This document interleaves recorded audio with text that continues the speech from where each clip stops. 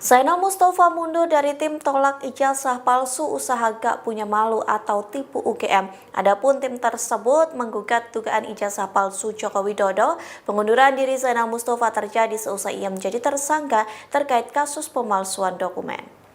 Zainal membeberkan alasannya mundur dari tipu UGM saat ditemui di Pengadilan Negeri Solo pada Kamis 24 April. Dikutip dari tribunnews.com, Zainal mengundurkan diri karena pemberitaan yang berseliweran selesai ditetapkannya sebagai tersangka. Adapun Polres Sukoharjo menetapkan Zainal sebagai tersangka terkait dugaan ijazah palsu yang menyeret dirinya. Zainal mundur lantaran berseliweran seolah-olah perkara gugatan ijazah Jokowi merembet ke dirinya.